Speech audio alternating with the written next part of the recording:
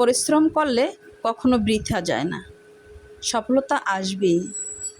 আমার হাজব্যান্ডের সেই বাগানটায় আজকে সফলতার দ্বারপ্রান্তে এসে পৌঁছে গেছে।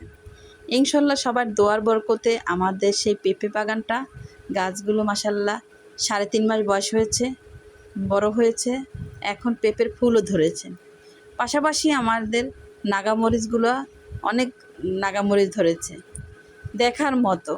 আমি দেখে তো অবাক, আমি তো বাড়িতে শীঘ্র যাইনি, তো বাড়িতে গিয়ে দেখার পরে আমার এত ভালো লেগেছে। তার পাশাপাশি কুমড়ো, মিষ্টি কুমড়ো, লতায় লতায় কুমড়ো ভরে গেছে। আমাকে আমার হাজব্যান্ড দেখাচ্ছে, দেখো। আমার দেখে খুব ভালো লাগে। আসলে কষ্ট করলে যদি ফল পাওয়া যায় তাহলে কিন্তু অনেক ভালো লাগে। তা সবাই আমাদের এই বাগানের জন্য অবশ্যই দোয়া করবেন, কারণ এই বাগানটা যদি ফুলে ফলে ভরে থাকে তাহলে আমাদের জীবনটা আসলে স্বাচ্ছন্দ্যে কাটাতে পারবো। পরিশ্রম করলে ফল আসলে আসলে সবাই খুশি।